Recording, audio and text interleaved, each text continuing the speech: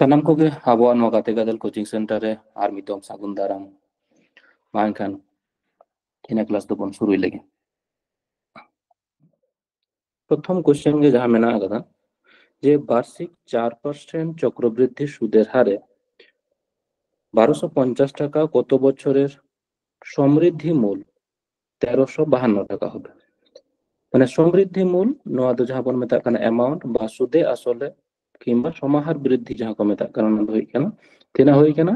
যে 1200 টাকা কোনা 1352 টাকা হই কানা। তাহলে সে খোঁজ কানা যে কত বছরে মানে সময়। তাহলে নৌকান কোশ্চেন দবন চিকায়বন নয় যে যাহা যাহা অ্যাকচুয়াল প্রিন্সিপাল তাহে কানা আর যাহা সুদে আসলে যাহা হই কানা ওনা রেনা প্রথম অনুপাত বন উডুগা। তাহলে অনুপাত মানে 1250 টাকা অনুপাত তিনা হই কানা 1352 টাকা। তাহলে কাটাকাটি মাপন না দুই দিয়ে যদি বন কাটাওয়া তাহলে খান হই কানা 6 দুগুণে 12 2 দুগুণে 4 5 দুগুণে 10 6 দুগুণে 12 7 দুগুণে 14 6 দুগুণে 12। তাহলে নিয়াল মাবন তিনা হই কানা তাহলে অনুপাত যদি প্রিন্সিপাল তিনা থাকে কানা যদি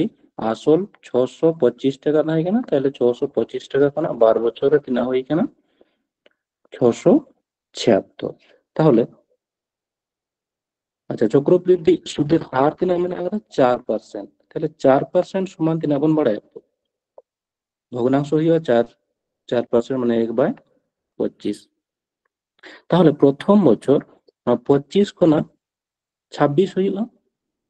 তাহলে প্রথম বছর 25 কোনা 26 হইল। তাহলে তিনা বছর তে 625 হইল। তাহলে দ্বিতীয় বছর নিশ্চয় দ্বিতীয় বছর তিনা হইল 25 কোনা 26 হইল। মানে প্রথম বছরে 25 কোনা 26 হইল তাহলে দ্বিতীয় বছরে তিনা হই কেনা 25 কোনা 26 কিংবা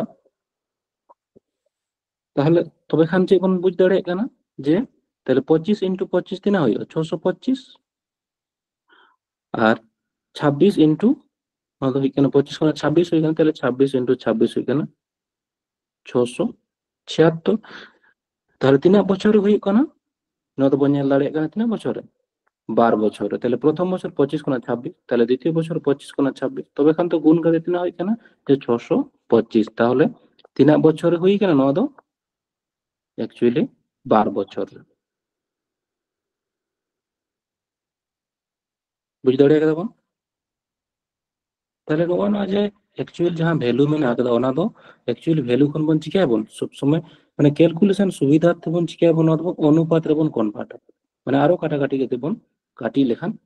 সহজতে অ্যান্সার এম গানো বুঝ দাঁড়িয়ে গেল। হ্যালো হই গমকে ঠিক নয় তো চেয়ে মেনা আকাদা যে বার্ষিক কত চক্রবৃদ্ধি সুদের হারে 1200 টাকার 2 বছরের সুদ নয় তো চেয়ে মেনা আকাদা সুদ মেনা আকাদা তিনা যে 123 টাকা হবে। তাহলে নয় তো 1200 তো ঠিক কেনা 1200 তো হই কেনা আসল আর সুদ মেনা আকাদা তিনা 123 টাকা। তাহলে নয় না অনুপাত যদি বন করা হয় তাহলে তিনা হই কেনা 1200 তাহলে 1200 তো হই কেনা আসল আর 1200 খানা তিনা হই কেনা তাহলে 1200 তো আসল হই কেনা আর সুদে আসলে মানে হই কেনা আসল প্লাস যা চক্রবৃদ্ধির সুদ। তাহলে সুদে আসলে তিনা হই কেনা 1200 সাথে আর তিনা যোগ 123 টাকা। তাহলে 1200 সাথে যদি আর 123 টাকা যোগ তাহলে 1200 ওনার সাথে আরো 123 টাকা দো সুদ কেনা তাহলে ওনার সুদে আসল হইব তাহলে 3 2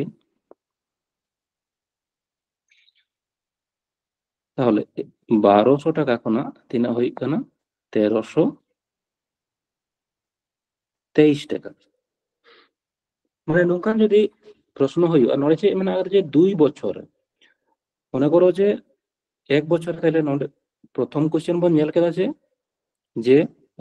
625 কোনা 625 কোনা তিনা হই কেন 676 তাহলে তিনা বছরে ᱚᱱᱟ ᱫᱚ ᱛᱟᱦᱮᱸ ᱠᱟᱱᱟ 12 বছরে। তাহলে মিড বছরে যখন উডুক ᱦᱩᱭᱩᱜᱼᱟ তাহলে ᱚᱱᱟ ᱫᱚᱵᱚᱱ ᱪᱤᱠᱟᱹᱭᱟᱵᱚᱱ, ᱚᱱᱟ ᱫᱚᱵᱚᱱ যদি বন বর্গমূল বন করাবᱚᱱ, ᱚᱸᱰᱮ সময় ᱡᱟᱦᱟᱸ ᱛᱤᱱᱟᱹᱜ ᱛᱟᱦᱮᱱᱟ, মনে করো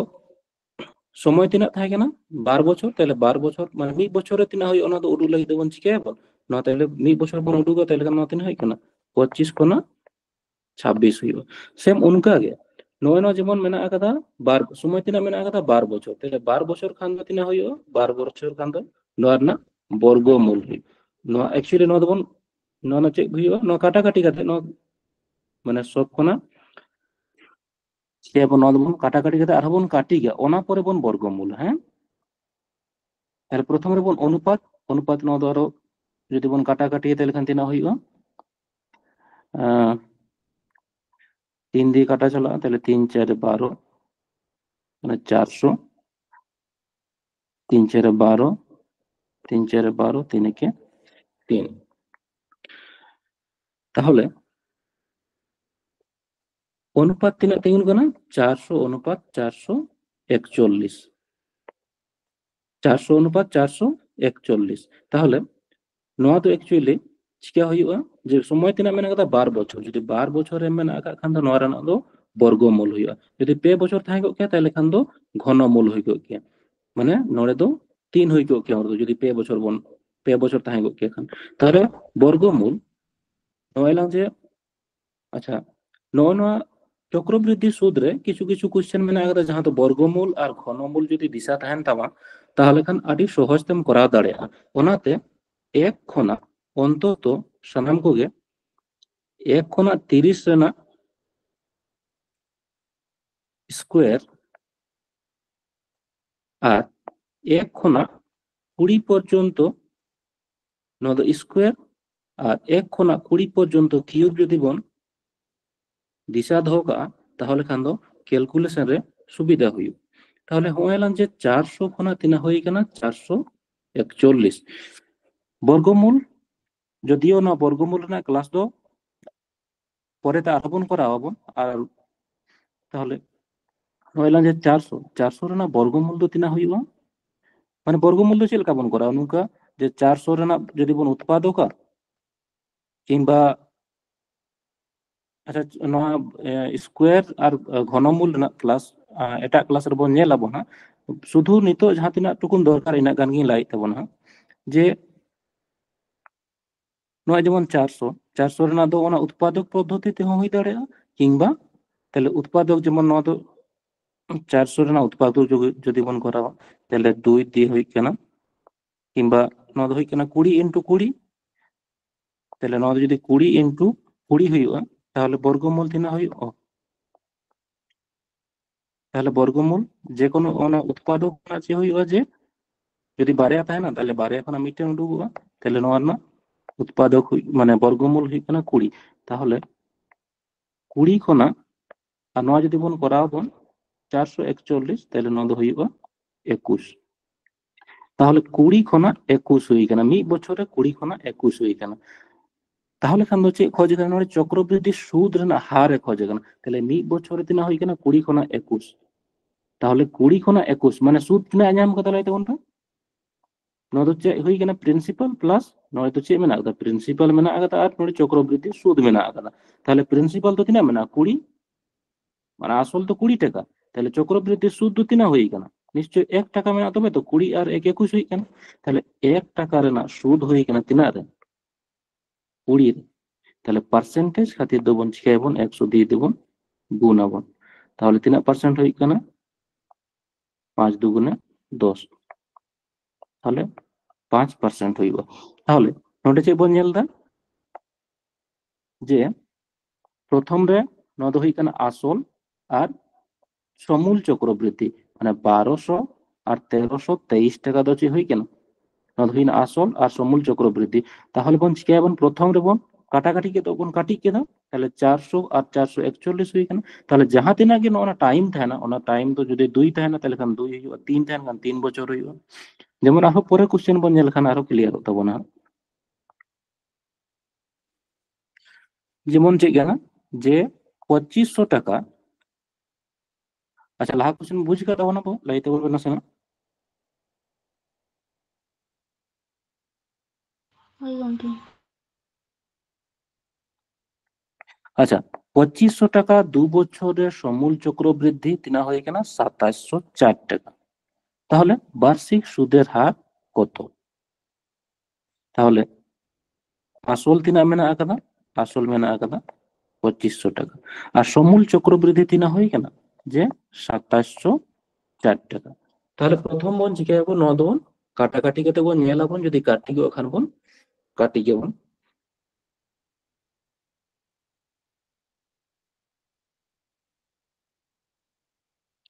তাহলে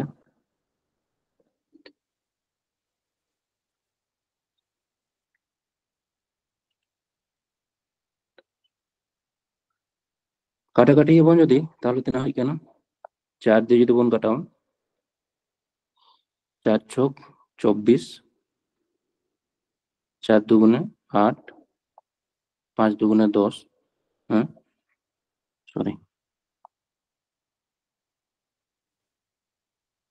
তিনা হয় কেন 4 ছক 24, 25 মানে 4 দুগুণে 8, 4 5 20, ঠিক আছে 4 দিয়ে 4 সপ্তে ও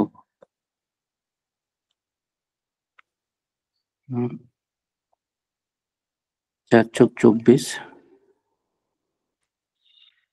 4 সাথে 28, 4 ছক 24, তাহলে তিনা হই না 625 কোনা তিনা হই কেনা 676, 625 কোন 676, তাহলে 3 বছরে 12 বছরে, তাহলে 12 বছর মানে নয় না চে হইয়া বর্গমূল হইয়া, তাহলে যাহা বন অনুপাত কতে বন কাটি কি দাও না আর বর্গমূল হইয়া, তাহলে বর্গমূল লেখান বন তিনা হই কেনা 9 হই কেনা 25, আর 9 তিনা হইয়া 9 হইয়া 26, তাহলে 25 কোনা 26 হই কেনা, তাহলে 25 কোনা 26 হই কেনা, তাহলে বর্গম, তাহলে মি বছরে তিনা হই কেনা 25 কোনা 26, তাহলে সুদ তিনা হইয়া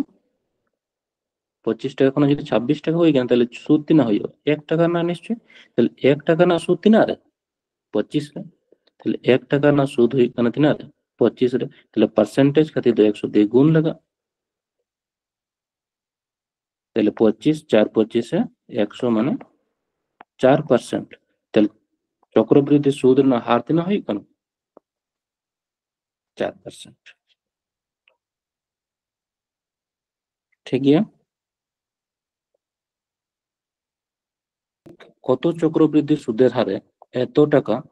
2 বছরের সুদে মূল্যে 2500 টাকা হবে? আচ্ছা নদো করা মাবন সহ,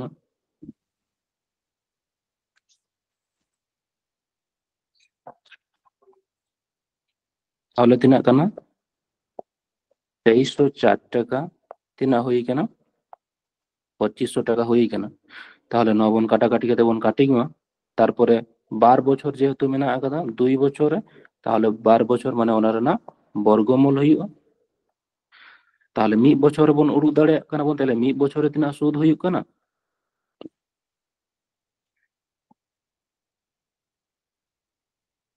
করা দাবন পে লাই দেবন পে आंसर।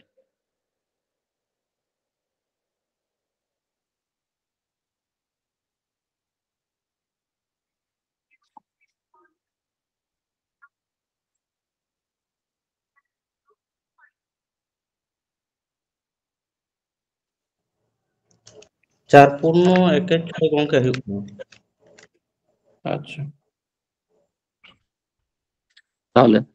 কাটাকাটি লেখা বন তিনা হই কানা 4 দিয়ে কাটা চালাক কানা,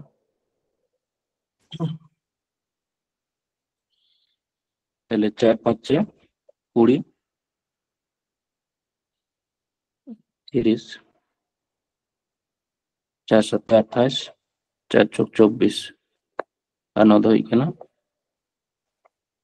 625, তাহলে নয় না পঞ্চিকে এখন বর্গমূল গুণ করা 12 বছরে খোঁজ গেল, তাহলে 12 বছরে বর্গমূল মানে 9 দিনে না বর্গমূল কেন 9 না বর্গমূল গুণ করা লেখান দিন হইবা 24, আর 9 হই কেনা 25, তাহলে মি বছরে 24 টাকা দিনা হই কেনা 25 টাকা হই কেনা, তাহলে 24 কোনা 25 হই কেনা, মেন দো তিনা টাকা, তাহলে সুদ তিনা হই কেন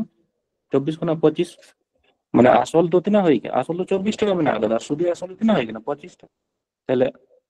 সুদ হই কেন তিনা 1 টাকা না সুদ তাহলে 1 বছরে 1 টাকা না সুদ হই কেন তিনা 24 রে তাহলে পার্সেন্টেজ খাতে তো দেখছি কি এবং 100 দিয়ে গুণ তাহলে 4 25 100 4 চক 24 মানে 25 বাই তিনা হই কেন 6 তাহলে 4 চক 24 4 পূর্ণ 1 বাই 6% না তাহলে তিনা পার্সেন্ট হই না চক্রবৃদ্ধি সুদ না হার 4 পূর্ণ 1 বাই 6%। ঠিক है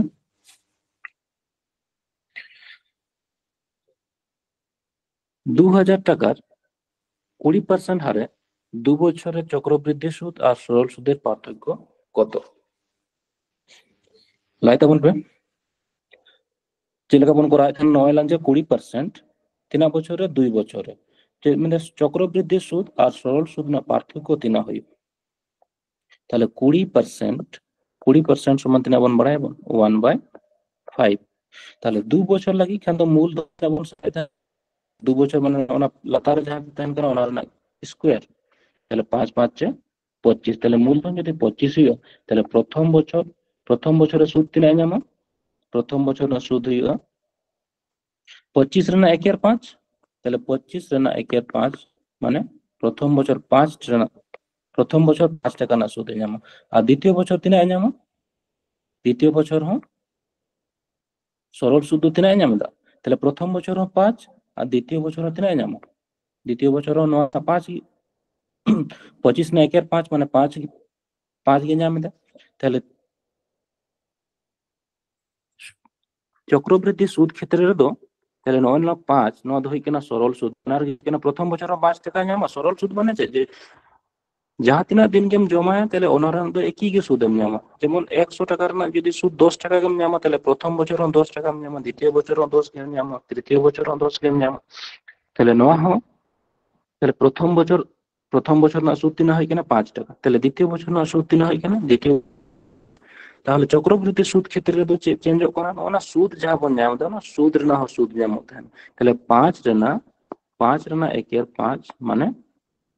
1 টাকার না সুদ ᱧᱟᱢᱚᱜ ᱠᱟᱱᱟ তাহলে কিংবা 1 ইউনিট না সুদ ᱧᱟᱢᱚᱜ ᱠᱟᱱᱟ তাহলে যে মানে যে সরল সুদ আর চক্রবৃদ্ধি সুদের পার্থক্য কত সরল সুদ আর চক্রবৃদ্ধি সুদের না পার্থক্য তো তিনা হই তাহলে যে বন নেলা কথা না অন্য যা পুরা অংশটা থান কেন হতো হই কেন চক্রবৃদ্ধি সুদ আর মাঝের যা মেনা আকদা অন্য প্রতি বছর যাহা ᱧᱟᱢᱚᱜ ᱠᱟᱱᱟ ᱚᱱᱟ ᱫᱚ ᱦᱩᱭᱩᱜ ᱠᱟᱱᱟ সরল সুদ তাহলে না পার্থক্য তো করা তিন কানা নয় লাং 1 ইউনিট না পার্থক্য হই কানা তাহলে নোটে যে এম মেনা আকদা আসল এম মেনা আকদা তিনা আসল হই কানা 2000 টাকা তাহলে আসল নোটে তিনা বন সা আকদা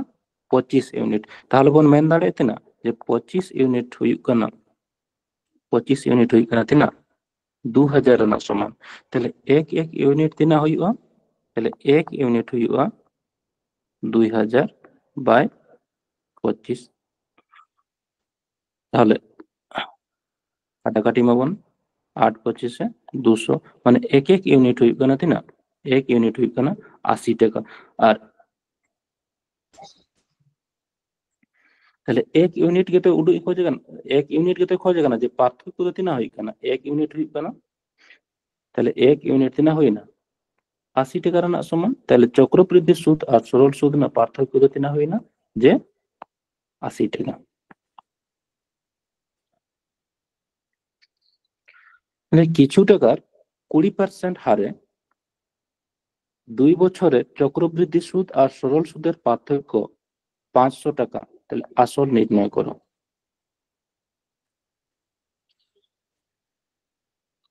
তাহলে ঠিক আছে এখানে বন এলাম যে 20% সমান হই কানা 1/5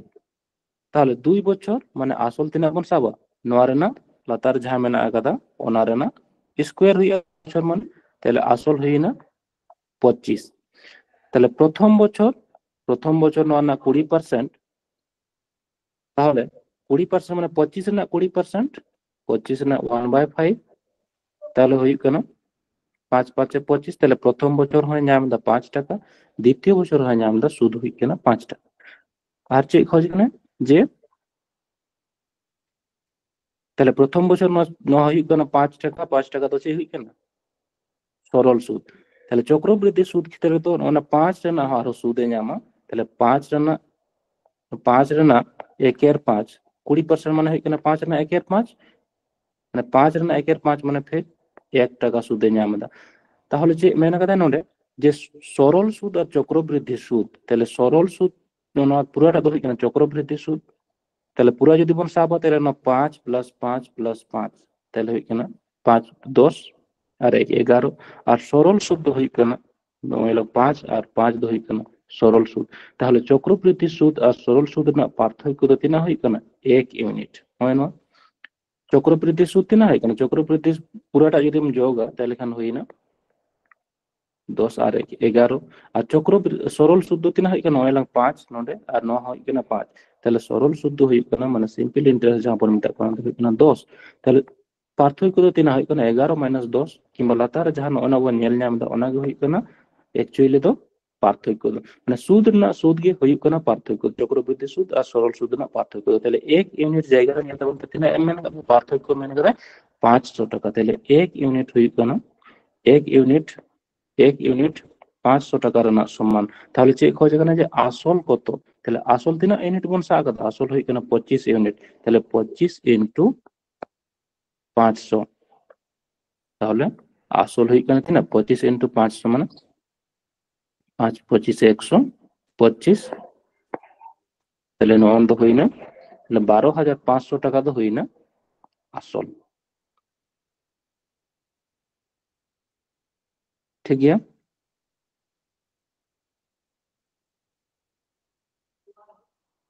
চলো মানে 375 টাকা 20% হারে 3 বছরের চক্রবৃদ্ধি সুদ আর সরল সুদের পার্থক্য নির্ণয় করো। করাবতে লাইটে বনবে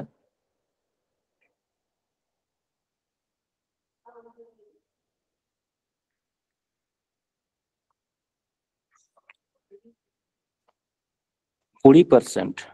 আর 3 বছর মানে আগে দানা দো 3 বছর, তাহলে 20% সমান 3 বন বাড়াইব 1/5। যেহেতু 3 বছর মানে আগে না তাহলে না 5 রে না 3 হইও 5 রে না 5 রে না কিউব হইও, তাহলে 5 গুণিত 5 গুণিত 5 মানে 3 হয় 125 টাকা। তাহলে 125 রে না তাহলে প্রথম বছর দ্বিতীয় বছর আর তৃতীয় বছর, তাহলে 125 রে না 1/5 125 রে না 1/5 মানে 5 25 125, তাহলে প্রথম বছর তিনা নাম প্রথম বছর 25 টাকা, দ্বিতীয় বছর 25 টাকা আর তৃতীয় বছর 25 টাকা। সেকেন্ড বছর তো তিনা নামা প্রথম বছর যাহা নাম কাদা ওনার না শুধু না 25 রে না 1/5 25 রে না 1/5 মানে প্রথম বছরে নাম না 5 টাকা। তাহলে তৃতীয় বছরে তো ওকাটা নাম দা নোয়াটা দ্বিতীয় বছর যাহা সুদ নাম কাদা ওনার না প্লাস প্রথম বছর যাহা সুদ নাম কাদা ওনার না, তারপর দ্বিতীয় বছরে যাহা সুদ না সুদ 5 ওনার না হ সুদে নাম। তাহলে 25 রে না 1/5 25 রে না 1/5 না হই কেন 5, তাহলে নোয়া হই কেন 5 নোয়াটা হ মানে নোয়া ফার্স্ট ইয়ার যাহা নাম কাদা ওনার না হ 5 আর 5 রে না 5 5 রে না 1/5 মানে হই কেন 1 টাকা। তাহলে সরল সুদ আর চক্রবৃদ্ধি সুদ না পার্থক্য তো তিনা হই কেন, তাহলে ওনা পুরাটা অংশ যাহা হই কেন দ হই কেন চক্রবৃদ্ধি সুদ আর সুদ না সুদ যাহা को হই কেন তাহলে ওনাটা দ হই কেন 5 আর 5 + 5 + 1 ননা হই কেন নদ को दो চক্রবৃদ্ধি সুদ আর সরল সুদ না পার্থক্য। তাহলে তিনা পার্থক্য হই কেন 15 আর 1 16 ইউনিট 5 + 5 + 5, তাহলে ওনা দ হই কেন তিনা পার্থক্য হই কেন 16 ইউনিট। তাহলে যে এম মানে আগাদা 125 ইউনিট জায়গার তিনা এম মানে আগাদা আসল 125 ইউনিট জায়গার মেনা আগাদা 375 টাকা। তাহলে 125 ইউনিট সমান তিনা মেনা আগাদা 375 75 টাকা তাহলে এক ইউনিট তিনা হইবা এক ইউনিট তিনা হইবা 375 বাই 125 মানে 3 125 হই কান তোমার 375 তাহলে এক ইউনিট হইব কানা 3 টাকা না সমান এক ইউনিট হই কানা 3 টাকা না সমান আর পার্থক্য তিনা হই কানা চক্রবৃদ্ধি সুদ আর সরল সুদ না পার্থক্য হই কানা 5 + 5 + 5 আর 1 হই কানা টোটাল 16 তাহলে 16 ইউনিট হইব তিনা 16 ইনটু 3 মানে 3 × 16 48 টাকা তাহলে সরল সুদ আর মানে চক্রবৃদ্ধি সুদ আর সরল সুদের নাম মধ্যে পার্থক্য তিনা হইব 48 টাকা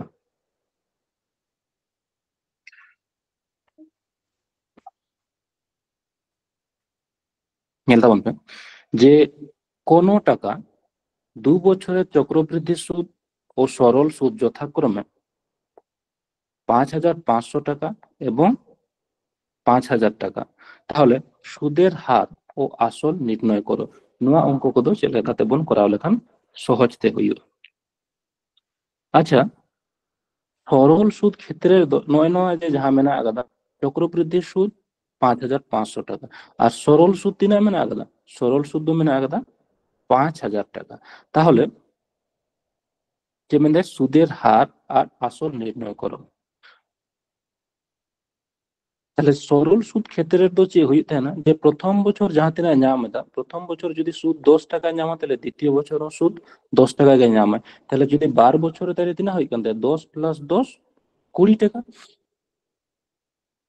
আচ্ছা নড়ে তিনা মেনা আকাদা এম 5,000 টাকা তাহলে নয়া বন লাই দাড়েয়া যে প্রথম আসল যেহেতু বানু গা গে আসল উডু লাগা আর যে মেনা কাদা চক্রবৃদ্ধি সুদ আর সরল সুদ এম মেনা আকাদা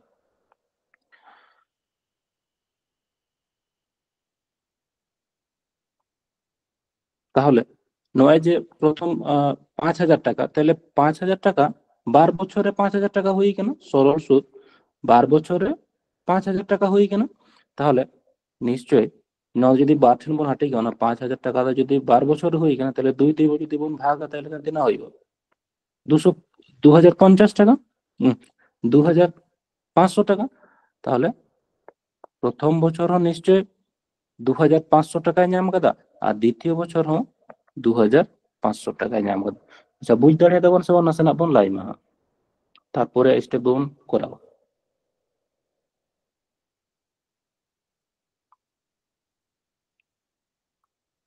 গঙ্কে আর মিধা লেবেন সরল সুদ যাহা মেনা আকাদা সরল সুদ দিনা এম মেনা আকাদা নড়ে চক্রবৃদ্ধি সুদ তো হই কানা 5,500 টাকা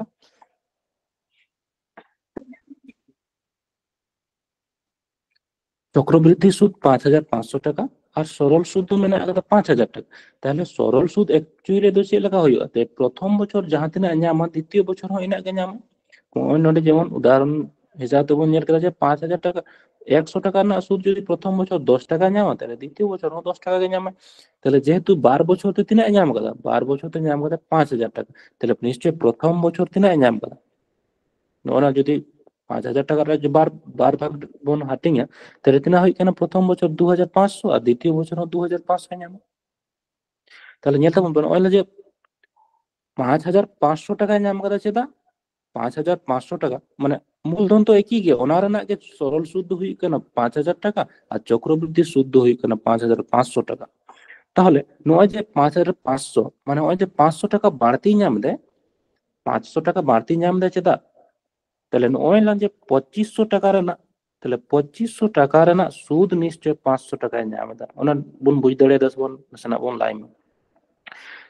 যদি সরল সুদ কি নাম কে তাহলে খান তো প্রথম বছর 25 মানে 2,500 দ্বিতীয় বছর 2,500 নাম তাহলে খান সরল সুদ 5,000 টাকা আগে হই কে 5,500 চেদা হই কেনা 5,500 চেদা হই কেনা যে নয়লান যে 2,500 টাকা 2,500 রানা সুদে নাম কাদা 500 টাকা ওনা খাইতে 500 টাকা তো বাড়তি কেনা তাহলে সুদের হার চিকাতে বন উঠুগা তাহলে প্রথম বছর নয় না তাহলে 2,500 টাকা রানা সুদ তিনা হই কেনা 500 টাকা তাহলে সুদের হার উডুক ক্ষেত্রে তো চে হইবা যে 500 টাকা সুদে নাম কাদা তিনা রে 500 টাকা সুদে নাম কাদা 2,500 টাকা তাহলে পার্সেন্টেজ খাতির দবন চিকায়াবন, পার্সেন্টেজ খাতির দো 100 দিয়ে গুণ লাগা, তাহলে 100 দিয়ে দেবন গুণ লেখান তিনা হই কেনা। আচ্ছা, 0 0 ক্যান্সেল, 25 দুগুণে 50, তাহলে 3% হই না 20%। তাহলে চক্রবৃদ্ধি সুদ না হার দো নোয়া হার তিনা হই না 20% হই না। তাহলে খান আসল উডু এমেন কথা, আসল চিকাতে বন উডুগা। তাহলে নয়লাম যে আসল নো আসল দো চিকাতে বন উডুগা। তাহলে তাহলে প্রথম নোয়া হতি না কানা, তাহলে নোয়া হই কেনা 20%, 2500 টাকা না 20% পার্সেন্ট 500 টাকা হই কেনা। তাহলে নোয়া আসল রে না 20%, তাহলে নোয়া হতো প্রথম বছর হতো 20% নাম দেন, নোয়া হো 20%। তাহলে আসল রে না 20% কিনা হই কেনা, আসল রে না 20% 2500 টাকা করা দাঁড়াবো। তাহলে নয় যে পি আসল রে না 20% মানে 1/5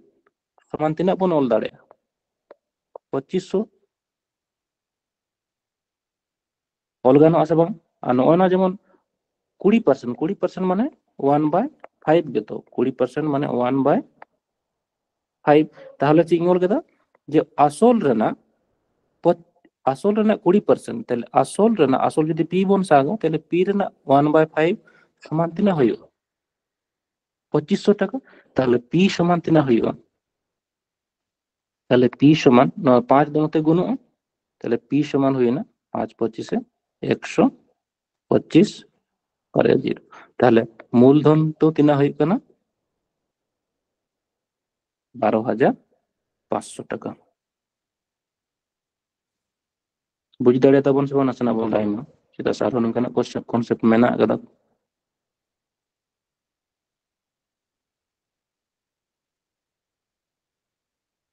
আশা করি বুঝে গেতে হন। তাহলে কান পরের কোশ্চেন নিয়ে চলে যান।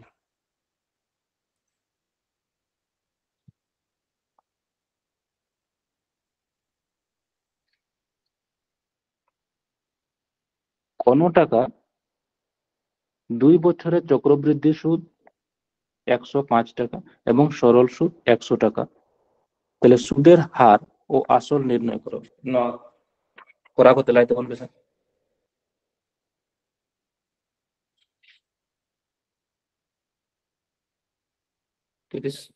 30 সেকেন্ড গান সময় হাতা করতে করা করতে লাইতে কোন পে।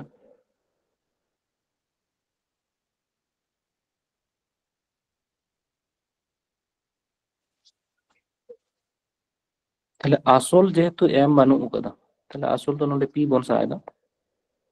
যে মানে চক্রবৃদ্ধি সুদ দো তিনা হই কেনা 105 টাকা আর সরল সুদ দো তিনা হই কেনা 100 টাকা। তাহলে 100 টাকা 100 টাকা যদি 12 ভাগ রেবন হাতিঙা, তাহলে তিনা তিনা হইব 50 আর 50। তাহলে প্রথম বছর, তাহলে আসল রে না প্রথম বছর নিশ্চয় 50 টাকায় নাম কাদা আর দ্বিতীয় বছর 50 টাকায় নাম কাদা। তাহলে চক্রবৃদ্ধি সুদ তিনা হই কেনা 105 টাকা হই কেনা। তাহলে চেতা অনা 5 টাকার বাড়তি চেতা হই কেনা, তাহলে অনা 5 রে না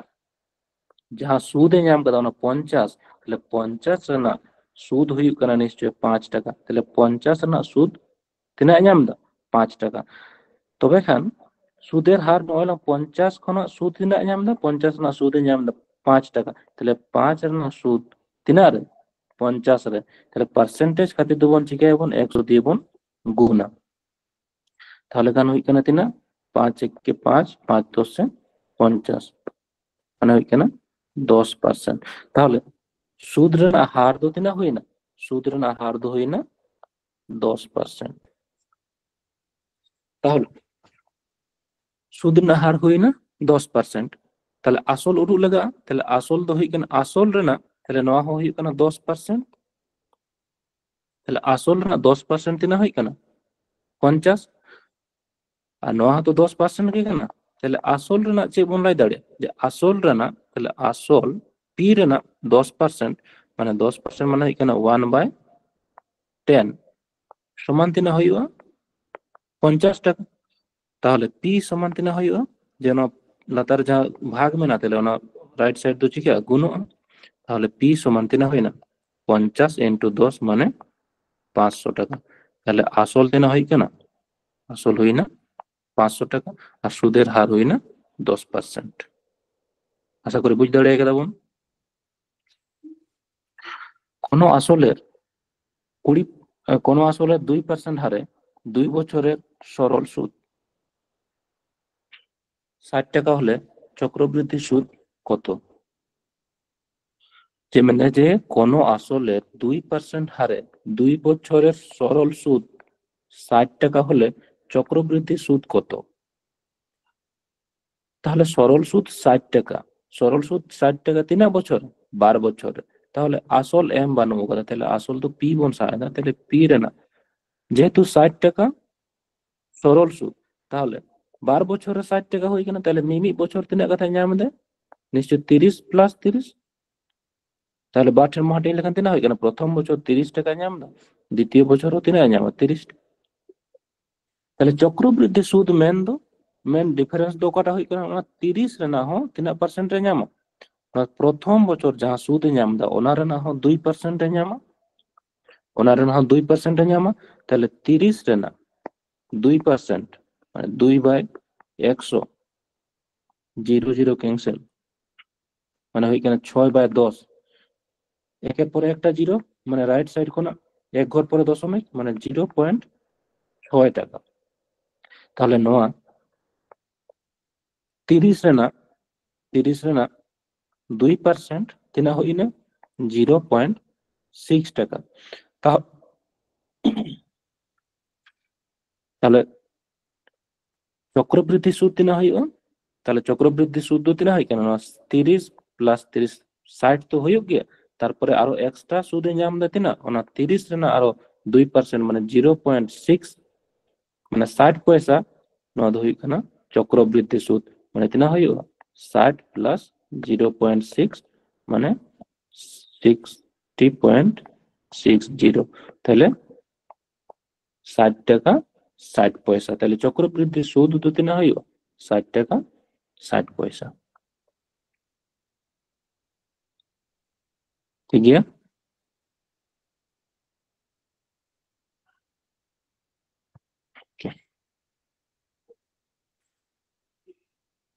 কোন আসলের 20% হারে 2 বছরের চক্রবৃদ্ধি সুদ 220 টাকা হলে সরল সুদ কত?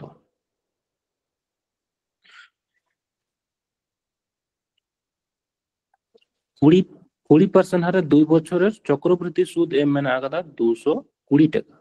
তাহলে সরল সুদ কত? তাহলে 20% মানে তিনা বন বাড়ায় 1/5, 20% হয়ে গেল 1/5, তাহলে 2 বছর না তিনা হইবা 2 বছরে না হইবা মানে 5 রে না স্কোয়ার হইবা, তাহলে তার ঝামেলা অনা স্কোয়ার কোন সাইদা মূলধন দো, তাহলে তিনা হই কেনা প্রথম বছর মানে মূলধন হই কেনা 25, তাহলে প্রথম বছর না 25 রে না 1/5, 25 রে না 1/5 মানে তিনা হই কেনা 5, তাহলে প্রথম বছরও 5 টাকা, দ্বিতীয় বছরও 5 টাকা, তাহলে তৃতীয় বছর দো কটা ñam দো 5 রে না হো 5 রে না 1/5 মানে 1 টাকায় ñam দো, তাহলে চক্রবৃদ্ধি সুদ মানে 5 প্লাস 5 প্লাস 1 মানে তিনা হই না চক্রবৃদ্ধি সুদ মানে তো না পুরাটা, মানে 5 প্লাস 5 10 আর 1 11, তাহলে 11 ইউনিট সমান তিনা এম মানে আগাদা নডে 220 টাকা, তাহলে 11 ইউনিট হই গেল 220 টাকা, তাহলে এক এক ইউনিট তিনা হইব, তাহলে 11 দুগুণে 22, মানে এক এক ইউনিট হই কেনা 20 টাকার আনা সমান, এক এক ইউনিট তিনা হই কেনা 20 টাকার আনা সমান, তাহলে সরল সুদ তিনা হইব, তাহলে সরল সুদ তিনা হইব কেন সরল সুদ হই কেনা 5 প্লাস 5 10 টাকা হই কেন কিংবা 10 ইউনিট, তাহলে 5 প্লাস 5 হই কেনা 10 ইউনিট, তাহলে এক এক ইউনিট তিনা হয় না 20 টাকা, তাহলে 10 ইউনিট সমান তিনা হইব 10 ইন্টু 20, তাহলে সরল সুদ তিনা হয় না 10 ইন্টু 20 মানে 200 টাকা, তাহলে সরল সুদ তিনা হয় না 200 টাকা। কোন আসলের 5% হারে 3 বছরের চক্রবৃদ্ধি সুদ 2522 টাকা হলে ওই সময়ে সরল সুদ নির্ণয় করো। তাহলে নয় দো তিনা মেনা আকাদা যে 3 বছরের ক্ষেত্রে, তাহলে 3 বছর নয় না 5%, 5% সমান তিনা বন বাড়ায় 1/20, তাহলে 5 বছর হই কেন 1/20, তাহলে যদি মূলধন বংশ আগা তাহলে নয় না কিউব হইবা, তাহলে 20 গুণিত 20 গুণিত 20, তাহলে তিনা হইবা মূলধন হই কেন 8,000, তাহলে 8,000 না প্রথম বছর, দ্বিতীয় বছর আর তৃতীয় বছর,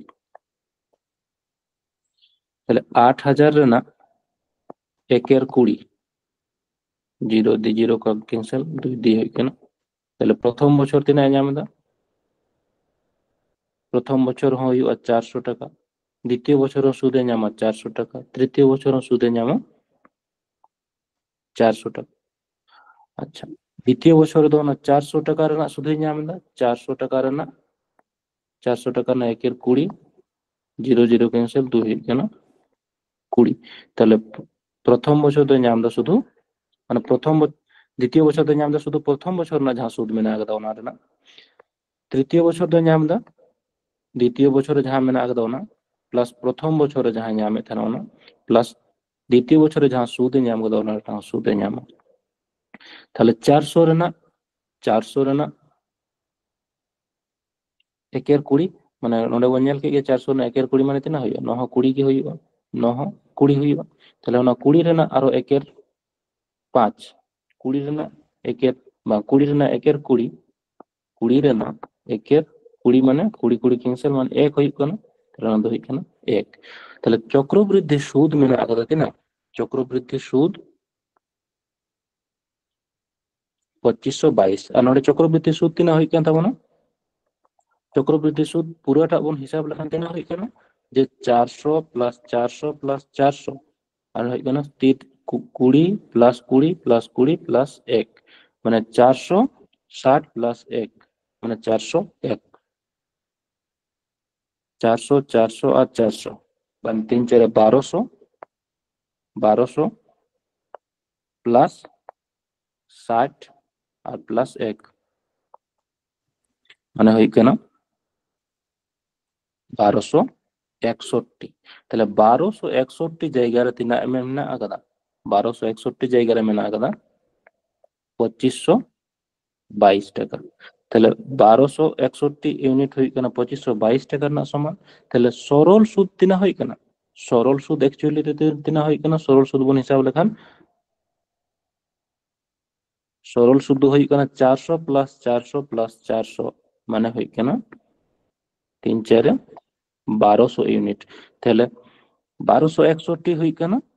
2522 ইউনিট না সমান, তাহলে 1 1 ইউনিট তিনা হই কেন 1 1 ইউনিট হই কেন 2 টাকার না সমান, 1 1 ইউনিট হই কেন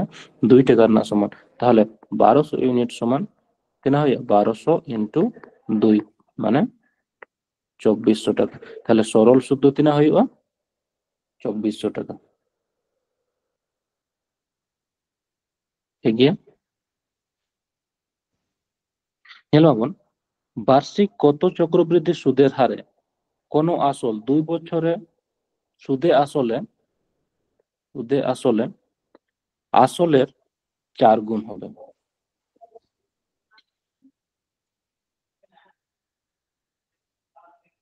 তাহলে যদি প্রথম তিন মানে 2 বছরে মেনদে সুদে আসলের 4 গুণ হবে, তাহলে প্রথম বছর যদি 1 টাকা তাহে কেন তাহলে 2 বছরে তিনা হই কেন 1 রে না 4 গুণ, তাহলে প্রথম বছরে তিনা যদি 1 টাকা তাহে কেন তাহলে 1 খনা তিনা হই কেন 4 হই কেন 4 গুণ সুদে আসলে মানে আসল যদি প্রিন্সিপাল যদি 1 তাহে কেন তাহলে সুদে আসলে তিনা হই কেন আসল প্লাস চক্রবৃদ্ধি সুদ মেশা করে তিনা হই কেন 4 4 গুণ হই কেন আর তিনা সময় মেনা আগরা 2 বছর, তাহলে যে খোঁজে কেন যে চক্র সুদের হার খোঁজে কেন, তাহলে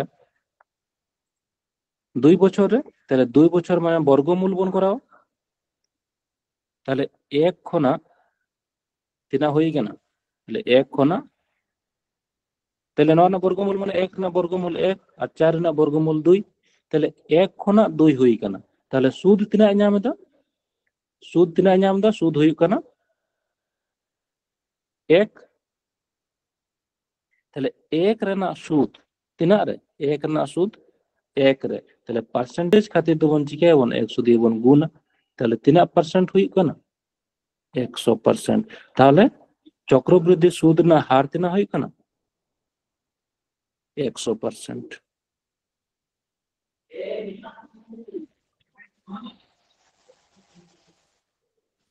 আচ্ছা বুঝ দাঁড়িয়ে কতক্ষণ সময় লাইন হবন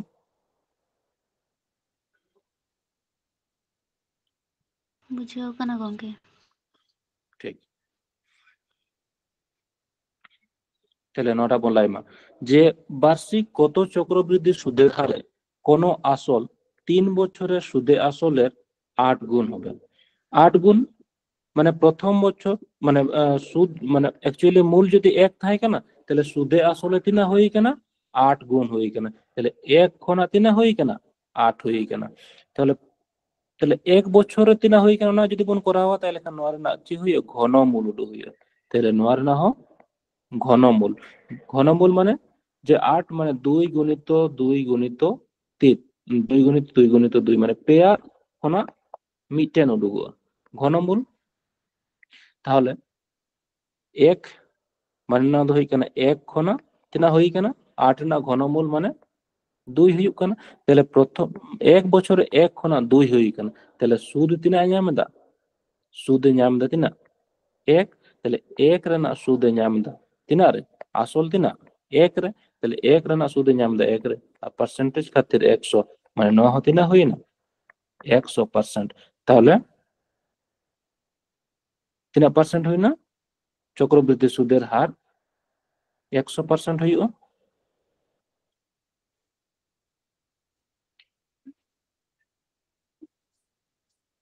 আচ্ছা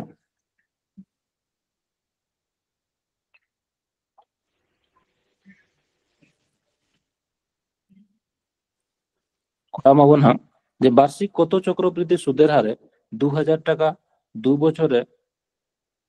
2880 টাকা হবে আচ্ছা নদ নিকেন অঙ্ক তো লাহাতে বন করা কেদা আছে যে 2000 আর তিনা মেনা আগাদা 2000 কোনা 2880 টাকা কাটাকাটি লেখান বন চিকে কাটি লেখান বন 2 তাহলে 100 এখনা 144 আর 2 বছরে মানে নোয়ার না বন চিকে বন বর্গমূল তাহলে বর্গমূল লেখান বন 10 না 100 না বর্গমূল হই কেনা 10 আর 144 মানে হই কেনা 12 তাহলে 10 খনা তিনা হই কেনা 10 খনা 12 তাহলে 10 খনা 12 মানে তিনা না সুদ ñam da 2 টাকা না সুদ তাহলে 2 রে না সুদ তিনা রে 10 রে তাহলে পার্সেন্টেজ খাতির বন চিকে বন 100 দিয়ে গুণ লাগা তাহলে 0 0 ক্যান্সেল 10 দুগুণে 20% তাহলে 20% রে না তাহলে চক্রবৃদ্ধি সুদ না হার তিনা হই কেন 20%।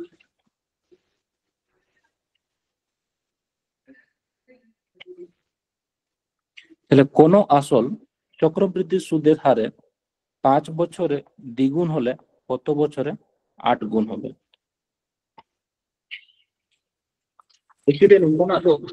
যেমন চক্রবৃদ্ধি সুদ ক্ষেত্রে তো চিকা কানা যে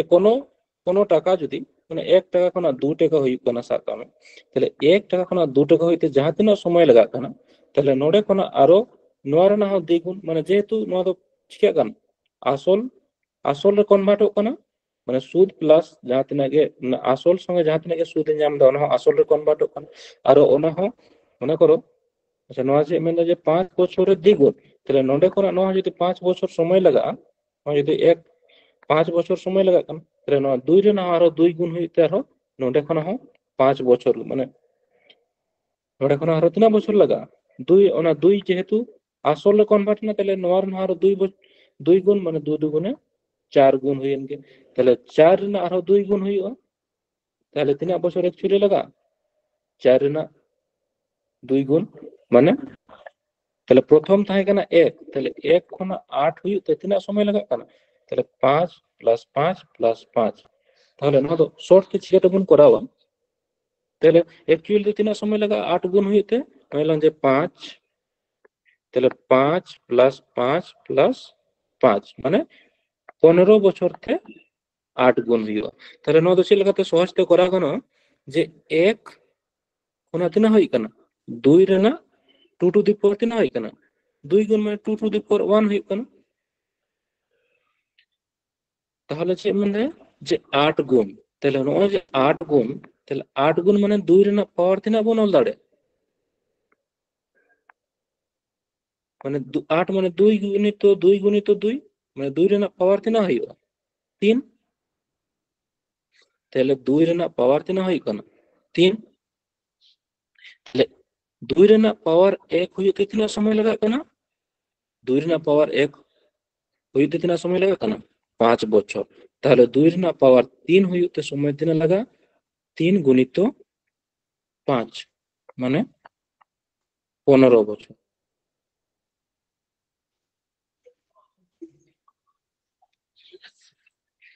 বামর বুঝ দাড়ে খামা লাই মাবন হ্যাঁ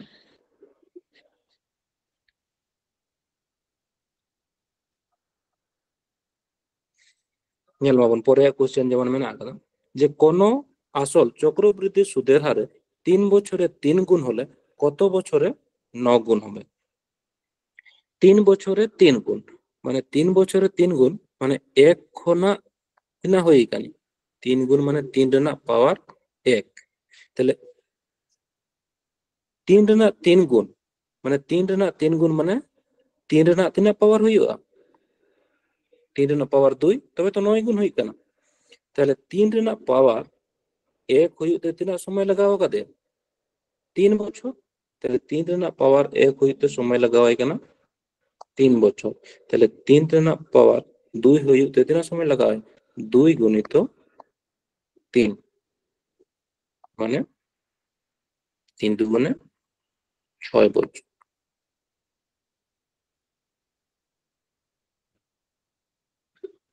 ठीक है वही दौड़ेगा तब আচ্ছা নীতি তো বঞ্জেলা যে যে মানে যে সুদ 6 মাস অন্তর দেওয়া হলে 1200 টাকার 10% হারে 1 বছরের চক্রবৃদ্ধি সুদ এবং সরল সুদের পার্থক্য কত হবে যেহেতু 6 মাস অন্তরে বেন্দা তাহলে 6 মাস মানে প্রথম তাহলে 6 মাস 6 মাস মানে 1 বছর যদি বন হাটিং তাহলে 6 মাস 6 মাস হই কেনা তিনা 12 মাস তাহলে 12 মাস ক্ষেত্রে দো তিনা কাতে তিনা পর্বর হাটিং তাহলে 12 বাই 6 মানে 1 বছর দো তিনা পর্বর হাটিং বারিয়া পর্বর হাটিং তাহলে যখন বারিয়া পর্বর হাটিং তাহলে না যাহা তিনা মেনা আগা 10 10% মানে 10% মানে হই কেনা পুরা 1 বছর না সুদের হার তাহলে তোমার বারিয়া পর্বরে যখন বন হাটিং তাহলে ওনা দো হাটিং ওরে তিনা 10 বাই 2 ঠেন হাটিং ওরে দো তিনা হইবা 5% হইবা তাহলে বুঝ দাঁড়িয়ে তেমন যে 1 বছর মানে তিনা যেহেতু 6 মাস রেগে সুদ এমক কানা তাহলে 1 বছরে মানে বারিয়া পর্ব হইব কানা 6 মাস 6 মাস বারিয়া পর্ব হইব তাহলে পার্সেন্টেজ তিনা মেনা গেল 10% মেনা গেল তাহলে 10% দো না যাহা তিনা পর্বর হাটিং ওনাতে বন ভাগ আবন তাহলে তিনা পার্সেন্ট হই না 5% করে তাহলে নডে বন নেলমা 10 মানে 1 বছর মানে হই কেনা বারিয়া পর্ব আর বারিয়া পর্ব সুদ রে না হার তিনা হই না 5% তাহলে 5% মানে হই কেনা 1/20 5% হই না 1/20 তাহলে বারিয়া পর্ব মেনা আগদা তাহলে 20 রে না মূলধন তো চেয়ে বন সাবা 20 রে না স্কোয়ার মানে মূলধন তো বন সাব কেদা তাহলে 400 টাকা তাহলে মূলধন যদি 400 হইল তাহলে 400 রে না প্রথম 6 মাস মানে ফার্স্ট 6 মাস রে তিনা ᱧᱟᱢ ᱮᱫᱟ 400 রে না 1/20 400 রে না 1/20 মানে যে 400 ওনার না 1/20 মানে তিনা হই কেনা 2 দুগুণে 4 মানে হই কেনা তাহলে প্রথম বছর তাহলে প্রথম মাস মানে প্রথম 6 মাস রে তিনা ᱧᱟᱢ দা 20 টাকা তাহলে দ্বিতীয় 6 মাস রে তিনা ᱧামা দ্বিতীয় 6 মাস রে হয় ᱧামা 20 টাকা গে তাহলে তারপর দ্বিতীয় 6 মাসে ধর ওনা প্রথম 6 মাসের যাহা সুদ এ ᱧᱟᱢ ᱠᱟᱫᱟ 20 ওনা রেনা 1/20 ᱧᱟᱢᱟ তাহলে 20 রেনা 1/20 মানে হইᱩᱜ কানা 1 তাহলে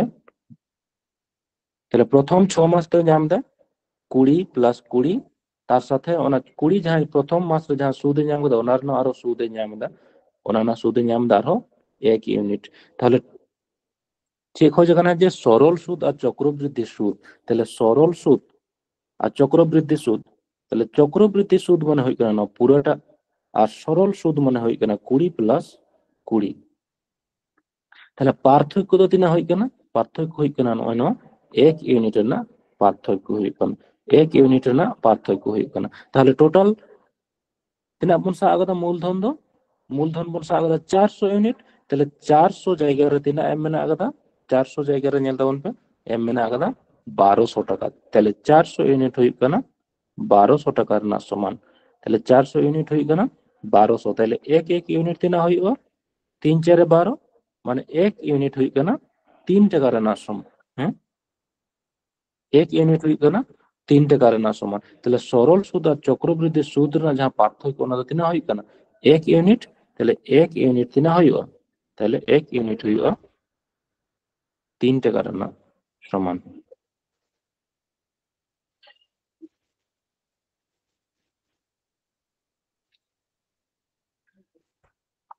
ঠিক গিয়ে বুঝতে পেরে গেলাম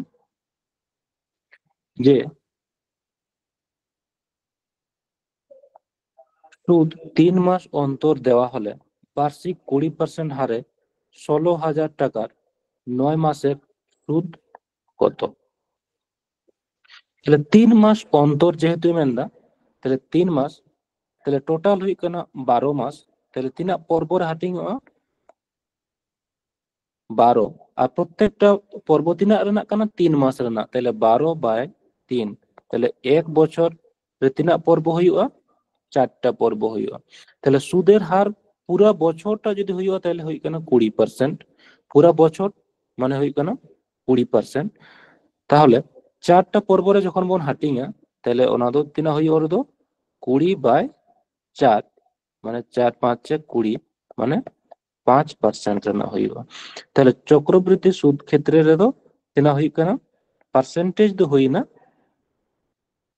পার্সেন্টেজ হই কানা 5% তাহলে एक्चुअली तो नोरे तीना पर्व एम कदा মানে তিনা মাস এম মানে আগাদা 9টা মাস মানে আগাদা 9 মাস তাহলে 9 মাস রে তো তিনা পর্ব হইউয়া 9 মাস রে তো প্রত্যেকটা পর্ব যদি 3 মাস কাতে না হইউয়া তাহলে 3 তিরকে 9 মানে টোটাল एक्चुअली তিনা পর্ব হইউক কানা 3টা পর্ব হইউক কানা তাহলে ওনা 5% মানে হইউক কানা 1 এর 20 আর তিনা পর্বর হাটিং হইউক কানা 3টা পর্বরে তাহলে টোটাল যদি বন সাবা তাহলে মূলধন তিনা হবন সাবা না 20 রেনা বন কিউব তাহলে 20 রেনা কিউব মানে হইউক কানা 20 গুণিত 20 গুণিত 20 মানে হইউক কানা 2 দুগুণে 4 দুগুণে 8 মানে টোটাল বন সাইদা তাহলে মূলধন হইউক কানা 8000 ইউনিট তাহলে 8000 ইউনিট রে প্রথম বছর দ্বিতীয় মানে প্রথম 3 মাস তাহলে প্রথম 3 মাস মানে 8000 রেনা 8000 রেনা 1 এর 20 8000 রেনা 1 এর 20 মানে তিনা হই কানা 400 তাহলে 8000 না 1 এর 20 মানে প্রথম 3 মাস 400 টাকায় নামা দ্বিতীয় 3 মাস 400 টাকায় নামা তৃতীয় 3 মাস 400 টাকায় নামা তাহলে নেক্সট 3 মাস রে তো তিনা যেমন 400 টাকা রে না 400 টাকা রে না 1 এর 20 মানে কাটাকাটি লেখা মন তিনা হই কেন 2 গুণে 4 মানে নর হ 20 টাকা নামা তাহলে নেক্সট না 3 নাম্বার পর্ব রে তো ওকাটা কই নামা দা তাহলে নয়া 400 রে না 1 এর 20 মানে নহ 20 টাকা নহ 20 টাকা প্লাস নয়া 20 রে না আরো 20 20 রে না আরো 1 এর 20 মানে হই কেনা 20 20 ক্যান্সেল মানে ওনা 1 হই কেনা তাহলে যে এম মেনা আকাদা যে 9 মাসের তাহলে সুদ তিনা হইও তাহলে সুদ एक्चुअली চক্রবৃদ্ধি সুদ তিনা হই কেনা তাহলে 400 প্লাস 400 প্লাস 400 মানে 3 4